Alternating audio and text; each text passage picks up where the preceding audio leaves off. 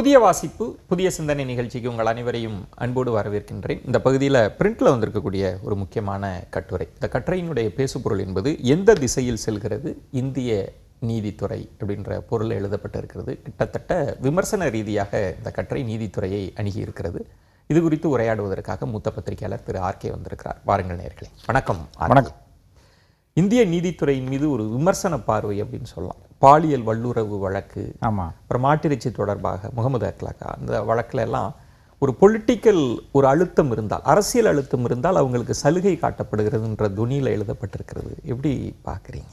இல்லை, நிறைய கேஸில் இப்படி தான் வருது. அதாவது பாஜகவுக்கு எதிரான கேஸுகள் இல்லை என்றால் எதிர்கட்சிகளுக்கு சாதகமாக இருக்கிற கேஸுகள் பார்த்தீங்கன்னா பல வழக்குகளில் தீர்ப்பே வராமல் இருக்கிறது. பீகாரினுடைய எஸ்ஐஆர் வழக்கு இன்னும் சுப்ரீம் கோர்ட்டில் நிலுவை இருக்கு. தேர்தல் முடிந்தாயிட்டு, இன்னும் 12 மாநிலங்களில் எஸ்ஐஆர் முடிந்தாயிட்டு. இனி அந்த வழக்கினுடைய இம்பார்ட்டன்ஸ் என்ன எனக்கு புரிய மாட்டேங்குது. இதில் இந்த மாதிரியான முக்கியமான வழக்குகள் எல்லாமே உட்கார்ந்து கொண்டே இருக்கும். காஷ்மீரினுடைய 370 வழக்கு இழுத்து போட்டு போய்கொண்டே இருந்தது. இதை பொலிட்டிக்கலி சென்சிட்டிவ் கேஸில் சுப்ரீம் கோர்ட்டு ஒரு நிலையே எடுக்க மாட்டேங்குது.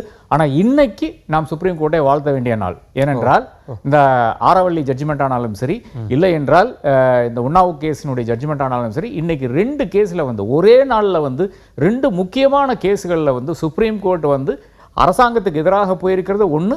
ரெண்டாவது நீதிக்கு நிலைக்க வேண்டும் என்று அவர்கள் பேசியிருக்கிறார்கள், செய்திருக்கிறார்கள். ஏனென்றால் ஒரு சிஜேஐ உட்கார்ந்த வழக்கு, முன்னால் இருந்த சிஜேஐ உட்கார்ந்த வழக்கு, அந்த வழக்கில் ஆமாம் அது தவறுதான் என்று கூறுவது எவ்வளவு கடினமான விஷயம், முக்கியமான விஷயமாக நான் காண்கிறேன். உன்னாவ் வழக்கிலையும் அதே தான் நான் காண்கிறேன். அதாவது ஹைகோர்ட் எப்படி நீங்கள் ஒரு கான்ஸ்டபிள், ஒரு போலீஸ் கான்ஸ்டபிள் எப்படி நீங்கள் அவரை பப்ளிக் சர்வெண்ட் சொல்கிறீங்க, எப்படி ஒரு எம்எல்ஏ பப்ளிக் சர்வெண்ட் இல்லைன்னு நீங்கள் எப்படி சொல்கிறீங்க? அந்த டெஃபினிஷன் அவளை சுருக்க வேண்டிய அவசியம் இல்லை. அதே மாதிரி ஐபிசியினுடைய சில ப்ரொவிஷன்ஸ் நீங்கள் சொல்லியிருக்கிறது தவறாக இருக்கிறது. எல்லா ஜட்ஜுகளுக்கு எவ்வளோ நல்ல ஜட்ஜ் ஆனாலும் அவர்களுக்கு தவறு வரத்தான் செய்யும் என்று ஹைகோர்ட்டை பார்த்து அது கூறியிருக்கிறது. முக்கியமான நாள் இன்றைக்கு. முக்கியமான 2 தீர்ப்புகளில் சூப்பரான ஜட்ஜ்மெண்ட்டை கொடுத்துருக்காங்க, வாழ்த்துக்கள். ஆனால் அதே நேரத்தில் எவ்வளவோ ஜட்ஜ்மெண்ட் இன்னும் பாக்கி இருக்கிறது, அதையெல்லாம் இன்னும் வரலை என்றது தான் என்னுடைய பெரும் வருத்தமாக இருக்கிறது. கிட்டத்தட்ட இந்த கட்டுரை எழுதப்பட்டிருக்கிற போது அவர் உன்னாவ் வழக்கை வச்சு பாலியல் வல்லுறவு வழக்கில் அவருக்கு பிணை வழங்கப்பட்டிருக்குன்னு ரொம்ப ஆதங்கத்தோடு எழுதுறாரு. என்ன ஒரு பாலியல் வல்லுறவு, அவர் இனி சந்தோஷமா நடமாடுவார். நீங்க சொல்லுவது அதை உச்ச நீதிமன்றமே இன்னைக்கு சரி செஞ்சிருக்கு அப்படின்னு சொல்லியிருக்கீங்க. ஆமா, நிச்சயமாக. அதாவது உன்னாவ் வழக்கினுடைய தன்மை என்னன்னு பாத்தீங்கன்னா, ஒரு 17 வயசு பெண் ரேப் பண்றாங்க. இமீடியட்டாக ஒரு சிறுமியை பலாத்காரம் செஞ்சது நிச்சயமாக அந்த எம்எல்ஏ தூக்கில் போட்டிருக்கணும். இதுல இந்த கேஸ்ல சாட்சியங்கள் இருக்கிறது, எல்லாமே இருக்கின்ற விஷயமாக இருக்கிறது. அதன் பிறகு அந்த பெண் தற்கொலை முயற்சி செய்கிறார், தீக்குளிக்க முயல்கிறார். அதன் பிறகு அவர்களுடைய காரை ஒரு லாரி இடிக்கிறது. யாரு?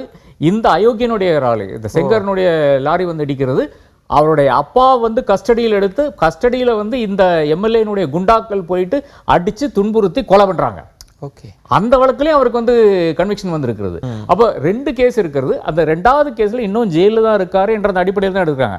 இப்போ யூஸ்வலா உங்களை ஒருத்தர் ஹைகோர்ட்ல if you are set at liberty உங்களை பெயில் கொடுத்துட்டாங்கன்னா நிச்சயமாக அதை கோர்ட் எக்ஸாமின் செய்திருக்காது. ஆமா, அப்படி ஒரு விஷயம், முக்கியமான விஷயமா இருக்கிறது. அப்பதான் நான் கேட்குறேன், டெல்லி ஹைகோர்ட் இந்த குட்டி பசங்க இருக்காங்க இல்லையா, இந்த சர்ஜில் உமாம், இந்த நம்மளுடைய அந்த ஜேஎன்யூல இருந்து பிடிச்ச பசங்கள் இருக்கா இல்லையா, 5 வருஷமாக 6 வருஷமாக ஜெயிலில் இருக்கிறாங்களே, ஹைகோர்ட்டில் அவர்களுக்கு ரிலீஃபே கிடைக்கவில்லை. அது சுப்ரீம் கோர்ட்டுக்கு போனால் கூட சில பெஞ்சில் என்ன பண்ணுறாங்க, சில பெஞ்சில் அவங்களே வித்ட்ரா பண்ணியிருக்காங்க. ஏனால் இந்த பெஞ்சில் நமக்கு நீதி கிடைக்காது என்ற அந்த அடிப்படையில் அவங்களே வித்ட்ரா பண்ணியிருக்காங்க. அவர்கள் இன்னும் சிறையில் தான் இருக்கிறார்கள். உமருக்கு மட்டும் ஒரு அந்த கல்யாணத்துக்காக ஒரு 14 நாள் பரவல் கொடுத்துருக்காங்க. இதுதான் கிட்டத்தட்ட நீங்கள் சொல்றது ரொம்ப ரொம்ப நுணுக்கமாக அதை அணுகிறீங்க. இந்த பெஞ்சுக்கு போனால் எனக்கு நீதி கிடைக்காதுன்னா நீதித்துறையினுடைய ஒரு கருப்பு பக்கங்களை அது காமிக்குதா? அது நிச்சயமாக.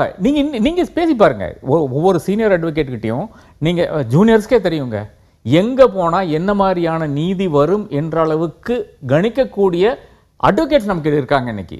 அப்போது எந்த அளவுக்கு ஜுடிஷியரி மேலே நம்மளுடைய நம்பிக்கை இழந்து கொண்டிருக்கோம் என்று பாருங்களேன். அதாவது ஒரு ஜட்ஜு ஒரு கோயில் விவகாரத்தில் ஒரு தீர்ப்பை வழங்குகிறார்.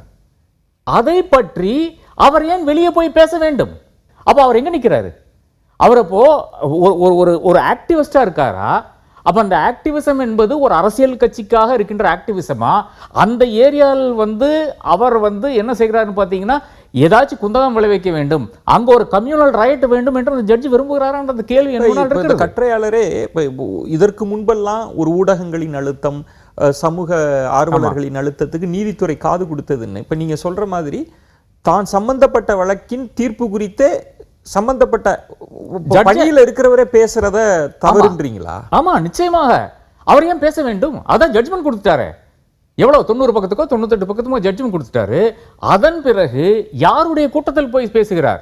ஒரு குறிப்பிட்ட ஒரு சமுதாயத்தினுடைய கூட்டத்தில் போய், ஒரு குறிப்பிட்ட அரசியல் பின்னணி இருக்கின்ற ஒரு கூட்டத்தில் போய் அவர் பேசுகிறார். இந்தியாவுக்கு நீங்க கான்ஸ்டிடியூஷன்ல தான் நீங்க பிளட்ஜ் பண்ணிட்டு வர்றீங்க. ஆனால் நீங்க அங்க மனு தர்மத்தினுடைய விசேஷங்களை பத்தி பேசுவதும், அதே மாதிரி வேதங்களுடைய முக்கியத்தை பத்தி பேசுவதும் அது எந்த விதத்தில் நியாயமா இருக்கும்? அப்ப நீங்க எப்படி ஜட்ஜ்மெண்ட் கொடுக்க முடியும்? அதாவது அரசியல் சாசன சட்டப்படி, இந்தியாவினுடைய அரசியல் சாசன சட்டப்படி நீங்க ஜட்ஜ்மெண்ட் கொடுக்கணுமா, இல்ல மனுநீதிக்கு ஏற்ப இருக்கின்ற ஜட்ஜ்மெண்ட் கொடுக்கணுமான்ற கேள்வி வருது இல்லையா? என் மனதில் இருக்கலாம், அந்த டவுட் இருக்கும் இல்லையா? இப்ப இன்னொன்று, மாட்டிறைச்சி வைத்திருந்தா அப்படி சொல்லப்பட்டு அடிச்சு கொள்ளப்பட்ட முகமது அக்லாக், அந்த வழக்கையும் சொல்றாங்க. கிட்டத்தட்ட ஊபி அரசு கைவிட்ட மாதிரி அந்த துணியை சொல்றதை எப்படி புரிஞ்சுக்கிறது?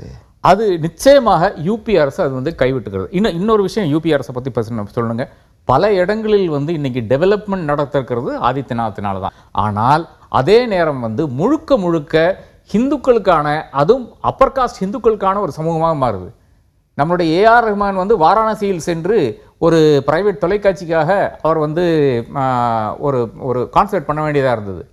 இங்கே காலை வச்சா இங்கே அவர் பாட முடியாது என்ற அளவுக்கு அச்சுறுத்தல் வந்த பிறகு அது கைவிடப்பட்டது. இதுதான் யூபியினுடைய இன்றைய நிலை. அப்போ முழுக்க முழுக்க ஒரே ஒரு சமுதாயத்துக்காக இருக்கின்ற இடம். உங்களுக்கு இடங்கள்லாம் ஓரளவுக்கு சூப்பராக இருக்கும்.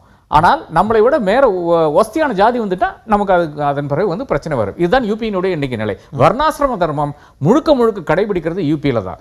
அப்ப என்னை பொறுத்தவரையில் இன்னைக்கு எந்த ஒரு கம்யூனிட்டியை சார்ந்தவரும் ஒன்னும் நீங்க அந்த அளவுக்கு அளவுக்கு அதிகமாக பணம் வைத்திருக்க வேண்டும். அப்போ ஈடியை விடுவாங்க அடிக்கடி. நீங்க அவங்களுக்கு கட்சிக்கு காசு கொடுத்தா சரியா இல்லை, என்னன்னா ட்ரஸ்ட் இருக்குது, அதில் காசு கொடுத்தா சரியாகும். இல்லை என்றால் நீங்க வசதியான ஜாதியில் இருந்தால் பிரச்சனை இல்லை. இதுதான் யூபியினுடைய இன்றைய நிலைமை. இப்போ நிறைவாக, இப்போ சமூக தளம் அல்லது அரசியல் களம் எப்படி வேண்டுமானாலும் இருக்கலாம், அது போலரைஸாக இருக்கலாம். ஆனால் நீதித்துறை அதுக்கு ஈல்டாகுது முக்கியமான வழக்குகளில் கூடன்றதுனா இதனோட சாரம் அதுல இருந்து அந்த முகமது அக்லாக்ன்றதெல்லாம். ஆமாம், அப்படி ஒரு இது இந்த கற்றையாளரின் கருத்து உங்களுக்கும் இருக்குன்றதை தான் நான் புரிஞ்சுக்கணும். இல்லை, வீர் சங்வி என்ற அந்த நபர், கட்டுரை எழுதின நபர் நிச்சயமாக டெல்லியிலிருந்து பல விஷயங்களை கண்டவர். அவர் ஒரு இன்சைடர் தான்.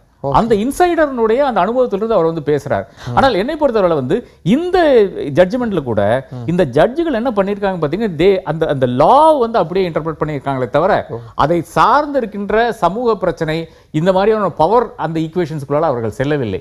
இன்ஃபேக்ட் அவருடைய பொன், செங்காருடைய பொன் இஷிதா என்ற பெண்மணி பெருசா ஒரு குறிப்பு போட்டிருக்காங்க ட்விட்டர்ல. அதுல சொல்வதே நீதியும் நியாயமும் ஒழுங்காக நடக்க வேண்டும் என்று அவர்களும் கூறுகிறார். நிறைய பேர் அதுல போய் சொல்லியிருக்காங்க, இந்த மாதிரி உங்க அப்பாவுக்கு தூக்கு தண்டனை வாங்கி கொடுக்கணும், அதான் நியாயமா இருக்கும் என்றெல்லாம் பேசியிருக்கிறார். அப்போ நீதி, அதற்காக இவர்கள் என்ன செய்த விஷயம் என்றால், தே அப்ளைடு லா ஆஸ் பர் அந்த புக்கில் என்ன இருக்கோ அது மட்டும் அப்ளை பண்ணியிருக்காங்க. இதுதான் என்னை பொறுத்தவரை பிரச்சனை. சமூகத்தை நீங்க மறந்து விட்டு நீதியை நிலைநாட்ட முடியாது. வெறும் எழுத்துக்கள் இல்லை, சமூகத்தின் ஆன்மாவையும் சேர்த்து தான், சமூக காரணிகளையும் கொண்டு தான் பார்க்கணும் அப்படின்ற. ஆமா, இன்னைக்கு இருக்கின்ற நிலைமையில பாத்தீங்கன்னா, justice should also be seen to be done. அதான் justice should be done. ஆனா justice should also be seen to be done.